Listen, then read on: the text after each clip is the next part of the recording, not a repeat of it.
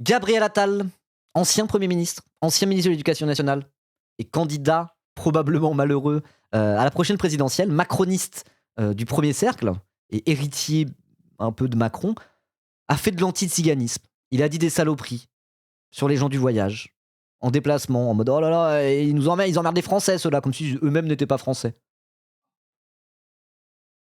Bah alors, rien à foutre, hein. Rien à foutre. Je sais même pas s'il a fait exprès en vérité. Il y a un truc en fait sur l'anti-ziganisme et tout ça, où c'est tellement ancré, c'est tellement frichotte, tout le monde s'en bat les couilles. Tout le monde s'en bat les couilles, on en parle très peu, et c'est vraiment en mode, il y a énormément de gens, ils sont en mode genre, ils vont dire des saloperies sur les Roms, sur les... On dit gens du voyage ou c'est un peu suranné comme expression? C'est un peu suranné, ils l'ont mis entre guillemets. Je sais pas comment dire, parce que les Roms, enfin, c'est pas que des Roms, quoi, il y a plusieurs communautés et tout, quoi. Les voyageurs, on dit plutôt? Je sais plus exactement, j'aimerais bien utiliser le bon terme, quoi, un terme qui est pas trop suranné. Enfin bon, bref, c'est tellement banal cet anti-tsiganisme, de manière générale. Tellement banal. Tout le monde dunk sur les voyageurs. Ils s'en battent les couilles.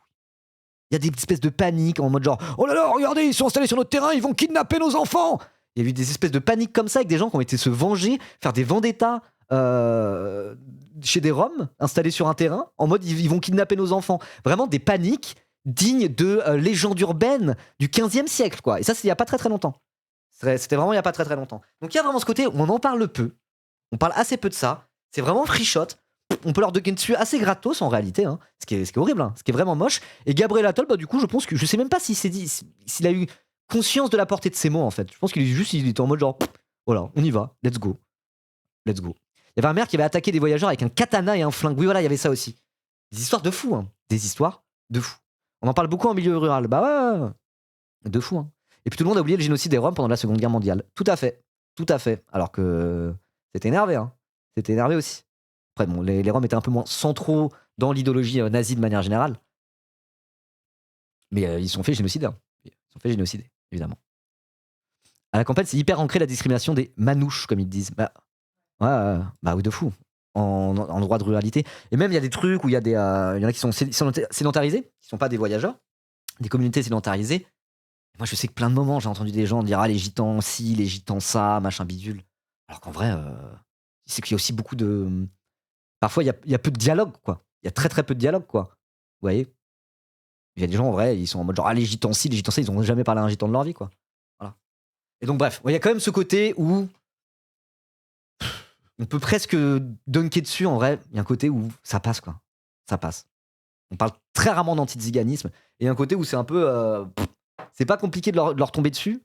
Généralement, il n'y a pas une grande opposition, ça fait pas des grands scandales, quoi. Voilà. Et même le terme d'anti-ziganisme, de parler de ça, c'est vraiment un truc qui est assez peu répandu. On en parle assez peu, quoi.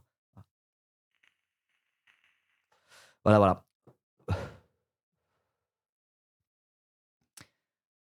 Et à l'après-guerre, pourtant, les ruraux, et plus particulièrement les agriculteurs et chasseurs, avaient su accueillir les voyageurs sur leur terrain. Maintenant, c'est l'inverse, ce sont des bastions d'anti-voyageurs. Bah ouais. Pleine campagne, il y a une dame qui est venue chez moi pour vendre des paniers. Sa première phrase a été n'ayez pas peur de nous, ça m'a saigné. Mais oui, il y a vraiment des trucs comme ça, quoi. Il y a vraiment des trucs comme ça. Alors que bon, pour les voyageurs, c'est des conditions de vie parfois qui sont vraiment en mode. Vraiment, tout le monde.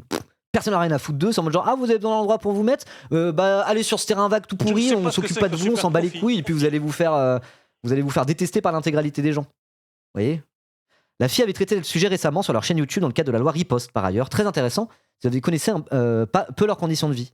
Bah ouais, bah la FI, de toute façon, la FI est solide sur tout ce qui est antiracisme et compagnie, quoi. Et là, du coup, il y a peu de gens qui ont parlé de toute cette histoire avec Gabriel Attal à gauche, mais je sais qu'à la FI, il y a Ersia Soudet, pour le coup, qui s'emparait du sujet, et c'est tout à son honneur, force à elle, évidemment. Merci, Well, pour ton 26e mois d'abonnement. Merci beaucoup. Je me rappelle, c'est tellement ségrégué dans mon bled, nord des Deux-Sèvres, que la première fois que j'ai parlé et rencontré des gens de la commune, c'était au lycée, grâce à un concert de jazz manouche et de musique tzigane. Mais oui, c'est ça en vrai. Parfois, c'est vraiment des gens qui vivent les uns à côté des autres, dans des villages, mais des villes, mais toute leur vie. Et genre, il y a très très peu d'échanges. Il y a très très peu d'échanges. Bon, allez, bref, on va lire l'article. Donc, article de Mediapart qui parle de ça. C'est pas le seul journal à en avoir parlé, mais je leur fais plutôt confiance pour traiter le sujet de manière complète. Donc c'est parti, Gabriel Attal charge les gens du voyage, entre guillemets. Les associations dénoncent de l'anti-ziganisme. Les déclarations du candidat à l'élection présidentielle ravivent le débat sur la stigmatisation d'une population déjà confrontée à de fortes discriminations. associations et défenseurs des droits des voyageurs, déplorent une vision réductrice qui occulte les difficultés d'accueil et les obligations des collectivités. T'as mis une carte des camps... Attends, une carte des camps d'internet d'internement de Tziganes pendant Vichy? Ah ouais? Attends, je regarde ça. Ah ouais. Ça, c'est le genre de truc, on en parle tellement peu. On en parle tellement peu. Hein.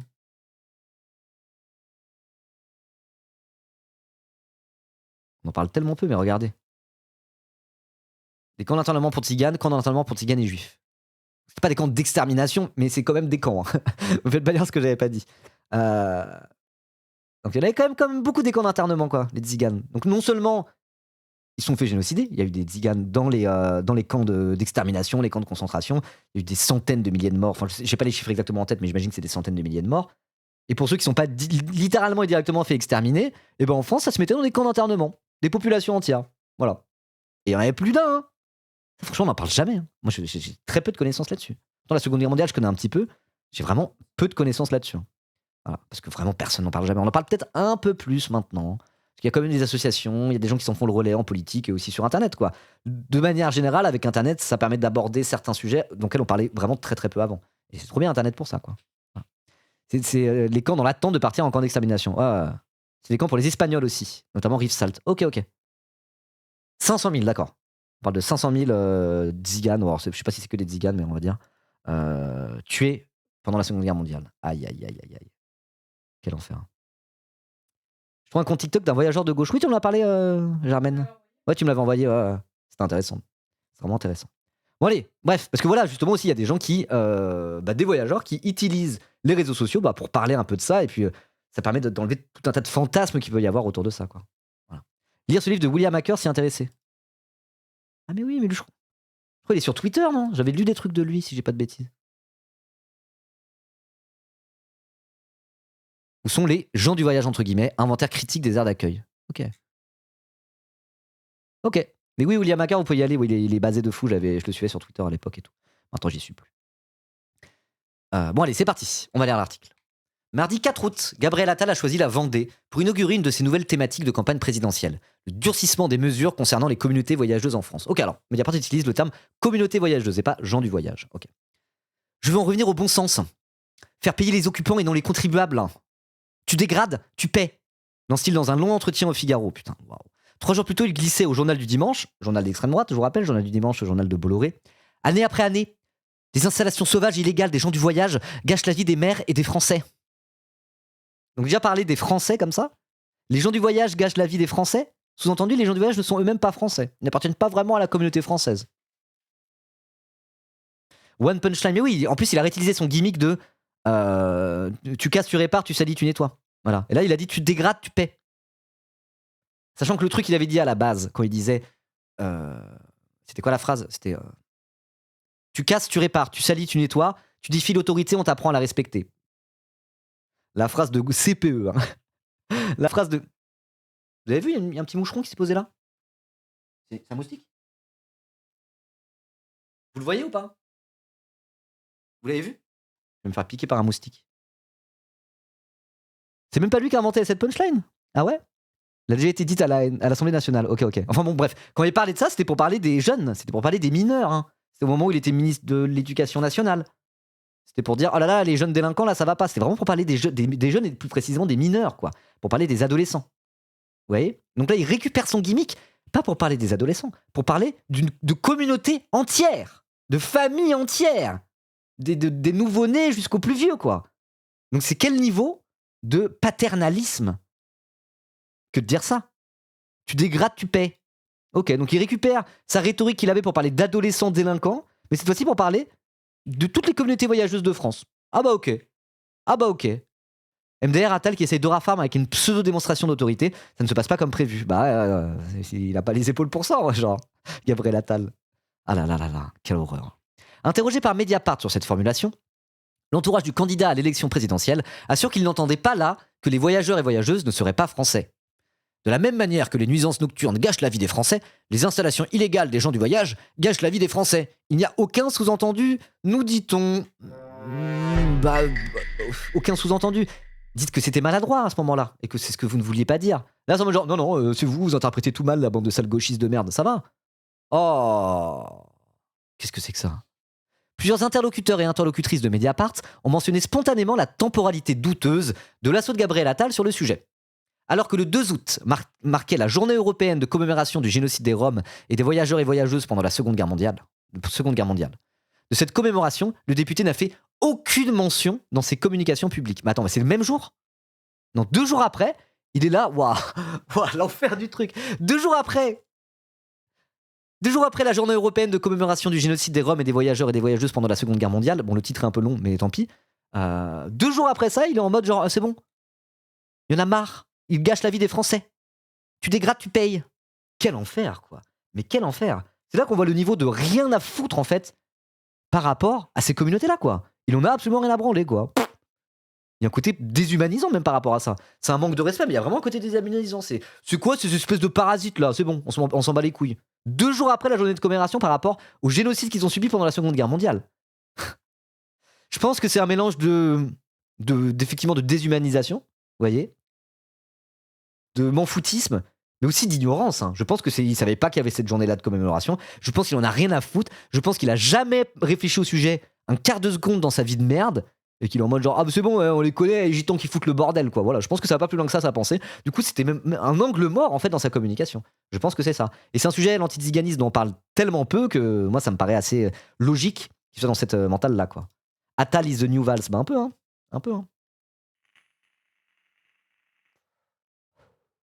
La technique de connard des maires, c'est rendre insalubres les aires d'accueil, les fermer à l'arrivée des voyageurs, prendre un arrêté d'expulsion là où ils se sont installés, organiser un tournoi de foot sur les terrains communaux pour justifier l'arrêté. Mais ouais, il y a plein de tactiques pour les maires pour qu'ils soient en mode genre, oh là, pas sur ma commune, hein, pas sur ma commune. Bon bah. Oh. Et ça, quand c'est le quotidien de communautés voyageuses comme ça, tenter d'aller trouver des endroits et au final ils sont rejetés de partout pour finir sur des terrains pourris où ils sont dans des mauvaises conditions. Et après, il y a des gens qui sont en mode genre, oh là là, il y a des frictions avec ces communautés tout le temps. Il y a des frictions. On va dire s'il y avait des conditions d'accueil dignes, décentes, et qu'il n'y avait pas cette espèce de rejet, de déshumanisation permanente, peut-être qu'il y aurait aussi moins de friction. Enfin, tout simplement, quoi. Bref. Ces déclarations interviennent alors que les gens du voyage, entre guillemets, sont de loin la minorité la moins acceptée en France, comme l'a encore rappelé en 2025 la Commission nationale consultative des droits de l'homme, la CNCDH. Les attitudes négatives envers les communautés de gens du voyage continuent d'être, dans une partie de la population, considérées comme plus socialement acceptables que d'autres formes de racisme, relève l'institution. Bah, c'est un peu ce que je disais dès le début, quoi. C'est que c'est en mode, c'est open bar. C'est open bar. Vraiment. Le 28 juillet, le secrétaire général de Renaissance avait déjà pris position après l'installation non autorisée d'environ 280 caravanes sur un terrain agricole à Guérande, en Loire-Atlantique. Ça suffit. Non, je l'ai fait plus qu'en tant que Macron, zut. Ça suffit. Personne n'est au-dessus des lois. Et partout en France, des maires sont confrontés à ce scandale. Des installations illégales de gens du voyage. A-t-il écrit sur X, anciennement Twitter, tout comme Édouard Philippe, apportant leur soutien au maire horizon de la commune, Nicolas Criot. Bah après c'est la même team et c'est peut-être aussi lié à ça qu'ils ont été, voilà, ils ont été en soutien à leur maire horizon, peu importe le sujet quoi. Super. De quoi? Dans la série des droitards qui votent Méluche, est-ce que vous avez vu ça? Salut Basal, comment ça va? Comment mon entourage... Ah j'ai pas vu ça, mais je le mets de côté, tiens, c'est intéressant. C'est intéressant. Après, on en parlera après, mais moi j'ai eu un MP de quelqu'un qui m'a dit merci. J'étais faf pendant 1 ou 2 ans de ma vie et là je le suis plus et c'est en partie grâce à toi. Le message de fou, hein, ça fait trop plaisir. Ça fait trop plaisir. Mais bon, on en parlera sur le dernier sujet, sur les droitards qui se mettent à voter Méluche, tout ça. Ok, donc on était où?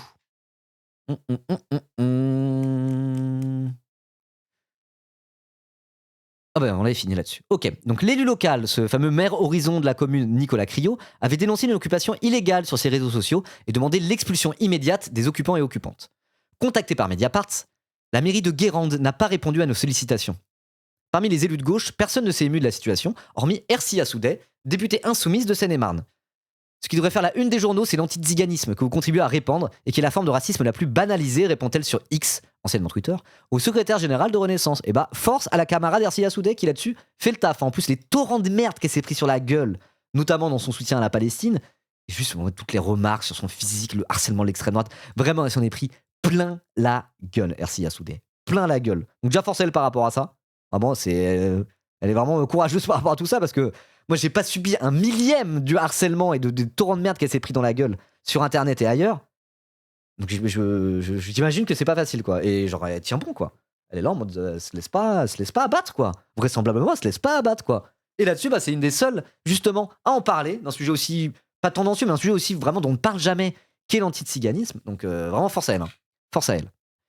Gabriel Attal reprend une mesure proposée par le Rassemblement national. Pour changer, tiens, ça sera pas la première, en présentant les voyageurs comme responsables des dégradations commises lors de leur passage en aire d'accueil, complète-t-elle à Mediapart. C'est une façon extrêmement raciste de présenter les gens du voyage comme des nuisibles, sans jamais s'intéresser à ce qui occasionne les stationnements illicites. Et oui, sans jamais regarder un petit peu la structure dans laquelle ils évoluent, tout simplement, la structure raciste et déshumanisante dans laquelle ils évoluent depuis des siècles en réalité. Des siècles. En France, l'accueil des gens du voyage, alors ça c'est dit entre guillemets pas mal, je pense que c'est un terme qu'on utilise de moins en moins, mais qui est semi-ok.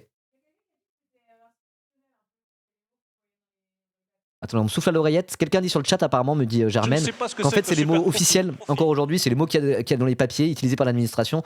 Donc c'est pour ça que c'est utilisé, mais c'est peut-être de moins en moins utilisé. Ok. Donc c'est pour ça que là, ils utilisent, ils mettent gens du voyage entre guillemets, parce que voilà, c'est un peu la classification officielle finalement, quoi. Pourquoi on dit pas juste tzigane, vraie question? Parce qu'il y a plusieurs types de voyageurs et de communautés voyageuses, j'utilisais ce terme-là. Et les tziganes en font partie. Et les tziganes, les roms, les gitans, c'est un truc à part entière aussi, je crois. Je sais plus exactement. En plus, c'est compliqué, hein, parce que c'est des siècles et des siècles d'histoire, avec des cultures différentes, qui viennent de zones différentes en Europe. Il y en a qui sont plus historiquement vers l'Espagne, dans le sud de la France. Il y en a qui sont plus vers l'Allemagne. Je crois qu'il y en a qui viennent plus vers la Roumanie, plus l'Europe de l'Est et ce genre de choses. Donc voilà. Et aussi les forains. Mais forains, c'est encore un truc différent. Forains, c'est un métier, quoi. Mais oui. Mais les forains, c'est aussi c'est un type de communauté voyageuse aussi, quoi. Voilà, ouais, c'est ça. Il y a les manouches aussi, c'est ça. Non, il a été abrogé le terme gens du voyage, même s'il est encore utilisé dans les faits. Ok. Mais tzigane, ça englobe tout? Non, les tziganes, roms, gitans sont des communautés différentes, c'est ça. C'est bien ça. Et les roms sont originaires d'Inde. Ok, d'accord. D'accord. Je connais pas hyper bien. Je connais vraiment pas hyper bien. Mon collège est construit sur un camp de tziganes et pourtant on en a très peu parlé, même durant le chapitre de la Seconde Guerre mondiale. Horrible. Attends, construit sur un camp de tziganes? C'est quoi cette horreur? Ah ouais, un camp de tziganes de la Seconde Guerre mondiale? Waouh. C'est quoi cet enfer? C'est quoi le nom de ce truc? C'est The Shining, ton collège, en fait? Oui, dans un camp de concentration de tziganes. Ils ont construit un collège sur ça. Ouais, c'est la version française du cimetière indien, on est d'accord, hein? Le cimetière indien, version française. Ouah, mais quel enfer! C'est The Shining, le bordel. Oh, waouh! Oh, waouh! J'avoue, je suis un peu sur le cul, ça. Faut rentrer le bâtiment, hein. Bah ouais. Et pas de cimetière indien de dispo. Waouh! La zinzinerie, bon bah voilà, ça en dit long sur comment l'antiziganisme est déjà ancré dans la société française, et même un angle mort en vérité. Non seulement c'est ancré, mais c'est même pas un sujet en réalité. C'est même pas un sujet. Tzigane, c'est pas une insulte? Non, tzigane, c'est pas une insulte. J'ai entendu que ça voulait dire esclave en grec. Je sais pas d'où ça vient, mais non, tzigane, c'est pas. Non, c'est pas péjoratif, quoi.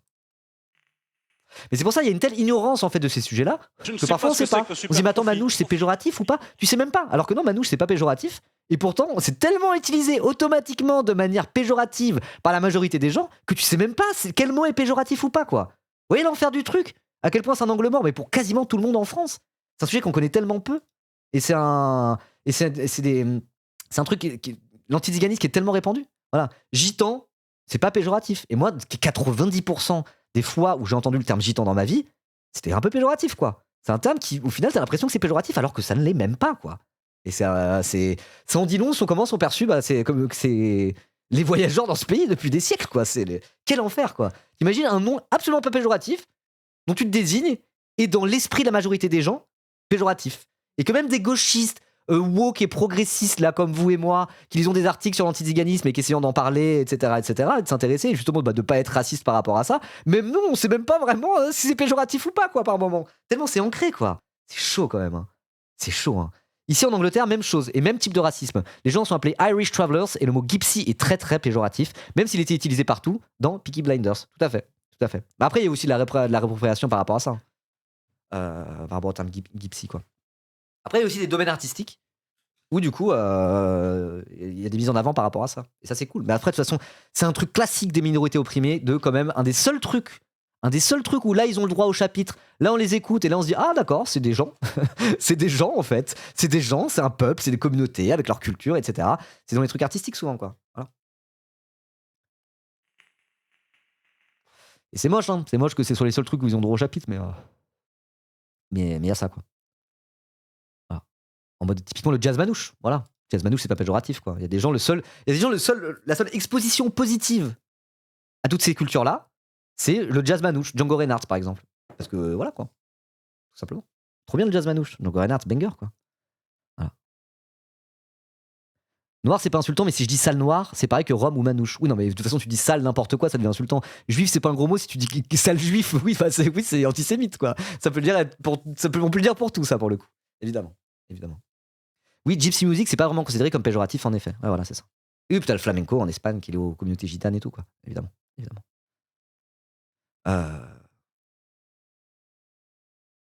Le morceau, là. Belle, dans la comédie musicale Notre-Dame de Paris. Il y a ça aussi. Bon, bref. Voilà, c'est les exemples qu'on a, quoi. Waouh, Esmeralda et Django Reinhardt, quoi. C'est vraiment dire l'ignorance qu'on a en vérité de ces communautés-là, quoi. Les seuls trucs un peu positifs qu'on a par rapport à ça, c'est du Disney ou de la musique, quoi. Oui, il y a Kenji Girac aussi. Alors, je connais pas du tout Kenji Girac pour le coup. Mais Gitane, c'est pas les clopes. Mais même, voilà, c'est ça. Genre, le nom d'une communauté entière, c'est devenu quoi? C'est devenu une marque de clopes. Ah bah super. Ah bah waouh, quelle considération, quoi. Je connais des mecs de la famille Lopez. Oui, tu m'en avais parlé. Tu m'en avais parlé des mecs de la famille Lopez que tu connaissais. Et encore dans Notre-Dame, c'est positif juste parce qu'ils veulent tous la baiser. Oui. J'ai glissé mes yeux sous sa robe de gitane. Ah bah super. En plus, tu fais en fétichisation des femmes. Bah voilà. Et en vrai, c'est Esmeralda qui est peut-être la figure. Bon, c'est un personnage imaginaire, hein. Mais je veux dire, quand on pense gitane, Esmeralda, c'est une des figures les plus connues dans l'imaginaire collectif, quoi. Et ça reste un objet de désir sexuel dans le film, quoi. Enfin, genre, c'est. Voilà. Vous êtes plutôt gitane ou gauloise, monsieur Attal? Non, mais voilà, les Gaulois, c'est une marque de clope aussi. Bon, bah, les Gaulois, ça existe depuis très longtemps. mais les gitans, par contre, on peut y aller. Tiens, on fume des gitanes, quoi. Bah, super. Ouais, bah, comme Pocahontas. Voilà, exactement comme Pocahontas avec les natifs américains. Tout à fait. Esmeralda, c'est Victor Hugo, non? Oui, à la base. Mais bon, Oui, bah oui. Mais là, je pensais plus à la Esmeralda de Disney, quoi. Mais oui. Ouais. Non, c'est bien. Attends, mais là, j'entends ce que Germaine dit, mais elle va l'écrire sur le chat. J'entends, elle est comme ça, là, son clavier mécanique custom qui est en train de brûler. Voilà. Le Bossu Notre-Dame, c'est le Disney préféré de Germaine, figurez-vous, quoi. Bon, bref. On va continuer de lire l'article, quoi. Mais bon, voilà. Le niveau de m'en-foutisme, de déshumanisation et de méconnaissance, en fait, de ces communautés-là, c'est quand même. C'est une tristesse quand on y pense. C'est une tristesse. Et du coup, c'est pour ça que c'est open bar et Gabriel Attal, il peut y aller. Comme ça, tout le monde s'en bat les couilles, hein. Tout le monde s'en bat les couilles. Alors que le seul bon Disney, c'est Lilo et Stitch. C'est ton avis, Onibaku? Ah bon. Je ne sais pas ce que c'est que Merci Pythagore. Merci Pythagore pour ton 5e mois d'abonnement. Voilà, le carré de l'hypoténuse est égal à la somme des carrés des deux autres côtés. Hop là! Je le connais le théorème, hein. Et ouais, hein, dans un triangle rectangle en A, un triangle ABC rectangle en A, BC au carré est égal à AB au carré plus BC au carré. Bim, allez, clac. Bref. Merci Pythagore pour ton 5e mois d'abonnement et merci pour ton théorème. Voilà, je le redis quand même.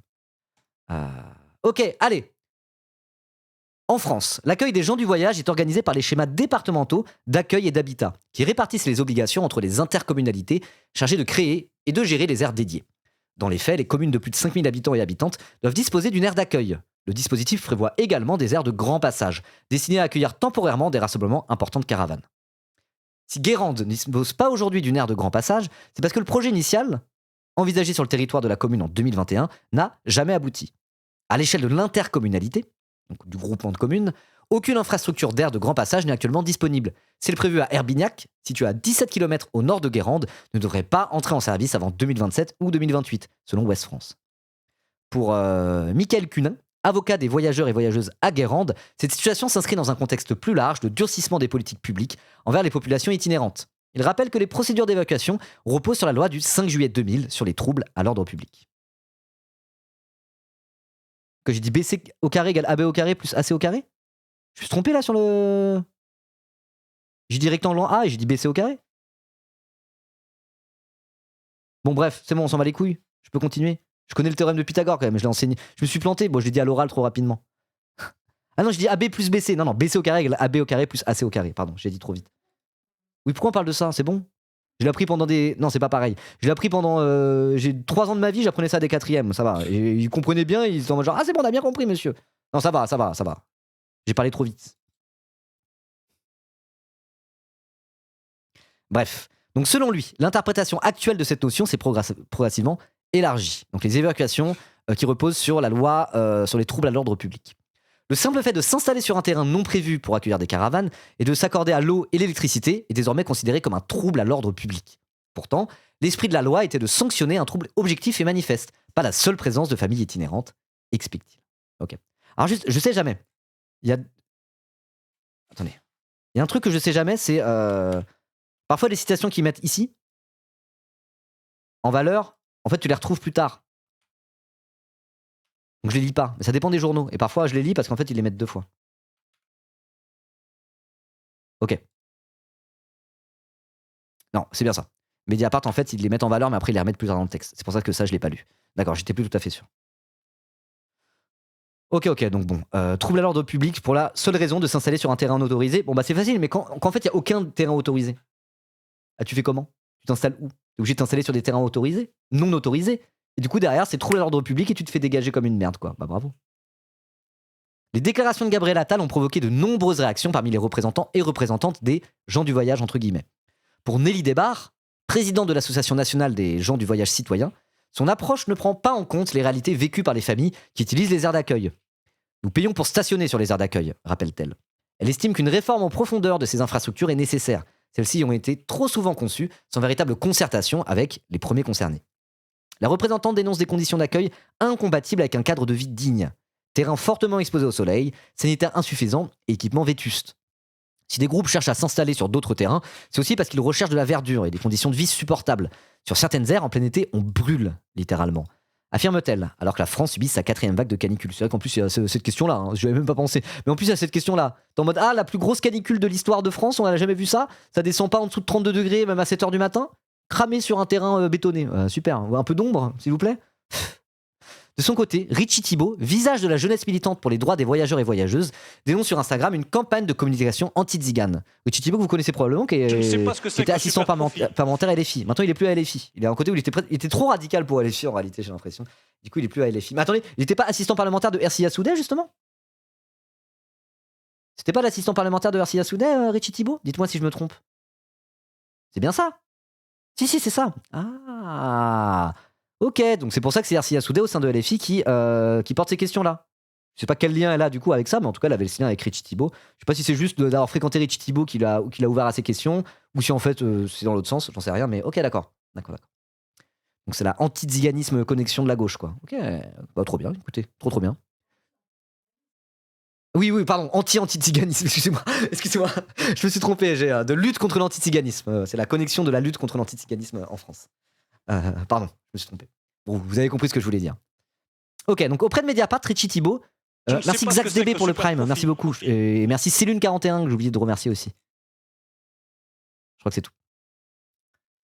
Auprès de Mediapart, Richie Thibault appelle à revoir la répartition des responsabilités concernant les installations illicites. Selon lui, lorsque des terrains adaptés sont proposés, les voyageurs privilégient ces installations légales.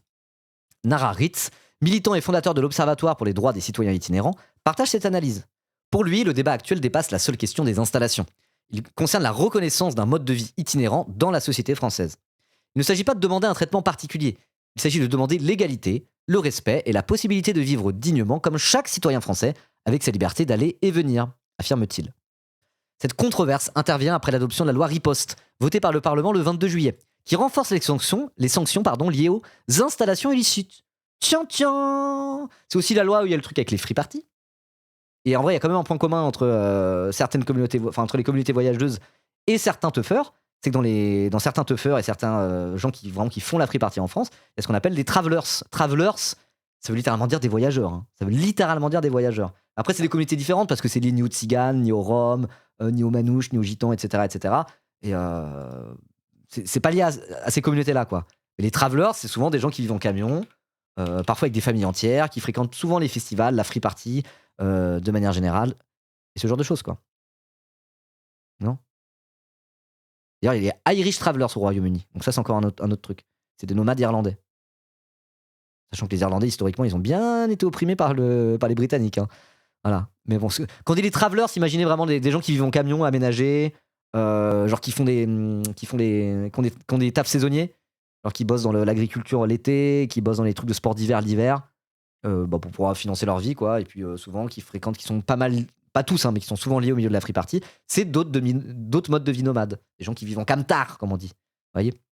Mais c'est pas des gitans, c'est encore un truc un peu différent, quoi. Mais la loi riposte de la même manière qu'elle est en mode genre, la free party c'est illégal en fait, vous allez pas sur des terrains privés. Si c'est pas autorisé, allez vous faire foutre et on va faire de la répression accrue par rapport à vous. Et bah dans la loi riposte, il y a aussi des sanctions liées aux installations illicites qui, du coup, participent à l'oppression des voyageurs et des voyageuses en France.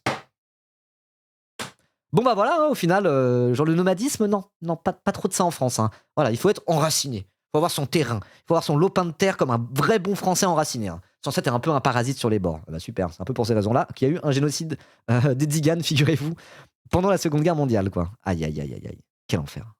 Ah oui, j'ai le rêve des Irish Travelers dans Snatch. Ah, c'est Irish Travelers, du coup, dans Snatch? Ok, d'accord, c'est précisément des Irish Travelers. Incroyable, hein. Incroyable, ce film. By the way, partout où le capitalisme s'est installé, les communautés nomades ont pris ultra cher. Sans parler du fait qu'il y a des gens qui ont été poussés au nomadisme par le colonialisme, comme en Amérique du Nord. Ok. Par exemple, les mines d'uranium ont complètement niqué les modes de vie des nomades dans le Sahel. Ok. Ça, c'est un sujet que je connais assez mal, hein. C'est un sujet que je connais assez mal, mais ouais, bah ça m'étonne pas. Hein. Ça m'étonne pas. Bah, ça fait des gens qui payent pas de loyer pour les proprios, tu imagines? Bah oui, il y a un manque à gagner là-dessus quand même. Oh là là. Il y a un manque à gagner. De la même manière que pour les teufeurs, la free party, il y a un manque à gagner pour les clubs, quoi. Donc du coup, la loi riposte, au final, elle est bien à sa place. Voilà. Elle est bien à sa place au sein de l'État bourgeois, au service de la bourgeoisie capitaliste. N'est-ce pas? Quel enfer.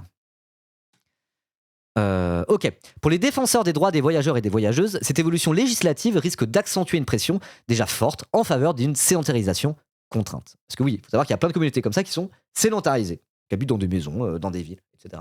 Avec quand même un aspect communautaire fort, mais sédentarisés, qui ne sont pas nomades. Il y a des gitans qui ne sont pas nomades, qui sont sédentaires.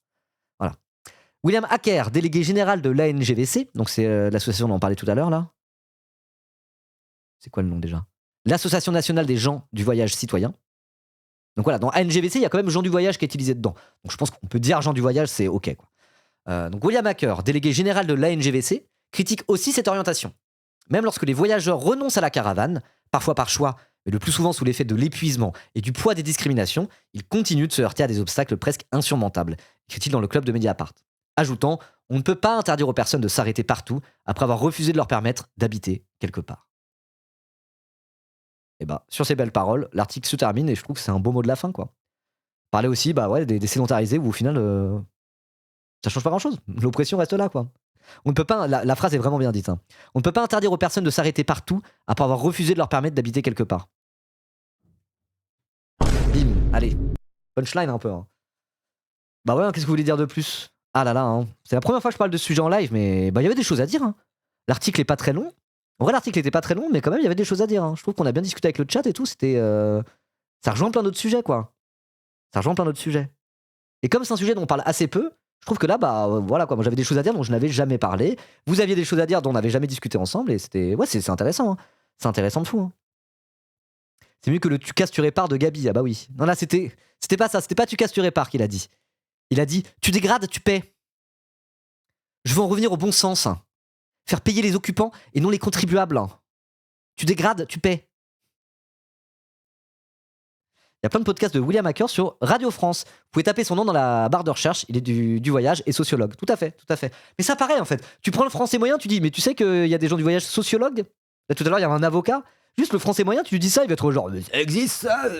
Bah oui, oui. En fait, c'est des communautés entières avec plein de gens, des centaines de milliers de personnes. Voilà quoi. Mais c'est vraiment en mode non. Pour le français moyen, c'est c'est des voleurs de poules quoi. C'est vraiment ça. Pour le français moyen, c'est des voleurs de poules et manouche, gitan, c'est des insultes. Quel enfer. Alors après, bon, il y a quand même certains trucs où, quand je dis pour le français moyen, je sais pas, il y a quand même pas mal de personnes qui sont pas cons à ce point en France, juste parce que quand même, malgré tout, ils connaissent des gens du voyage, comme on dit. Et voilà, ils savent que c'est plus complexe que ça, quoi. Ils savent que c'est plus complexe que ça. Parce qu'en vrai, voilà, il y a plein de... Bah, il y en a plein. Il y en a plein en France. Hein. La plupart des gens en ont déjà fréquenté au moins un peu de près ou de loin, quoi. Voilà. Non, ils volent du cuivre et ils font des bagarres, c'est tout. Bah, c'est ce que se disent beaucoup trop de gens. Hein. C'est ce qu'ils disent beaucoup trop de gens. Mais il y a quand même des gens qui, je sais pas, ne serait-ce que quand ils étaient petits, à l'école, en primaire, bah en fait, ils avaient un pote gitan ou ce genre de choses. Ou voilà quoi. Mais voulez-moi ma ferraille SVP, je sais pas quoi en faire. Mais ouais. Bah oui, voilà. Et puis il y a aussi parfois des moments comme ça. Hein. Ça, c'est un peu. Des moments pour des raisons pas un peu professionnelles, mais des moments où au final, il y a des gens qui se retrouvent à aller fréquenter, pas fréquenter des gitans, mais être en contact avec des gitans pour des raisons un peu business, quoi. Avec des gitans qui sont ferrailleurs ou ce genre de choses, quoi. Voilà, quoi. Parfois, tu connais un gars, t'appelles un numéro, hop là, et tu fais affaire avec lui. Ça peut arriver. Hein. Mais bon, après, bon, c'est cliché que je dise ça, mais je pense qu'il y a certaines personnes qui peuvent avoir des a priori immenses, immenses sur ces communautés-là, et qui au final se retrouvent à, bah, je sais pas, avoir affaire à eux pour des raisons, pas business, mais voilà, pour des raisons professionnelles, on va dire, et qui se disent, oh, ben, au final, c'est des gens super, gna, gna, gna. Je pense qu'il y a des Français qui se disent ça, quoi. Voilà. Dans le bâtiment, il y a beaucoup de gitans, bah, de fou, hein, de fou. Moi, j'avais un pote qui s'appelait Johnny Mouche. Le flow, hein. Bro is aura farming. Bro is aura farming. Donc voilà, là, c'est ce qu'on a dit c'est ce qu'on a dit tout du long de ce React, et à raison, il y a vraiment un anti-ziganisme décomplexé, beaucoup d'ignorance par rapport à ça. C'est vraiment le racisme dont tout le monde se branle et où tout le monde participe plus ou moins. Mais après, voilà, essayons de voir quand même le verre à moitié plein. Il y a quand même en France plein de gens qui ont eu un pot de gitan à un moment donné et tout, et qui sont un peu moins cons que la moyenne, et qui ont quand même un certain respect par rapport à ça, quoi. Voilà. Donc voilà. Peut-être qu'on peut essayer de regarder ça en se disant, bon, bah, en se disant, peut-être que petit à petit, malgré tout, les choses vont avancer parce qu'il y a aussi une forme de vivre ensemble qui existe, qui est là, et que ça part de là, quoi. Et que ça part de là. En tout cas, si on veut que les choses avancent un petit peu dans le bon sens, deux choses. Déjà, il faut investir un peu le sujet, en parler, se renseigner un peu plus, parce que quand même, on en parle très très peu, premièrement. Et deuxièmement, on va essayer de ne pas laisser passer l'extrême droite. Voilà. L'antifascisme, c'est aussi pour ça. L'antifascisme et l'antiracisme, bah voilà. C'est aussi pour lutter contre l'antiziganisme et lutter contre tous les racismes, en réalité. Donc ça sera ma conclusion. Voilà. Fuck l'extrême droite comme d'hab, parce qu'on peut être sûr que le RN au pouvoir, ça va être full sécuritaire, full anti-zigane, vénère, quoi. Vénère. Et en attendant, bah, n'hésitez pas à liker la vidéo, partager, tout ça, tout ça. Et puis voilà. Et puis parlons de ces sujets-là, essayons de les mettre sur la table. Au moins, quand il y a une actu liée à ça, comme là un petit peu, bon bah voilà. Essayons de parler aussi de ce type de racisme qui est effectivement probablement le type de racisme dont on parle le moins et qui est un des plus ancrés en France.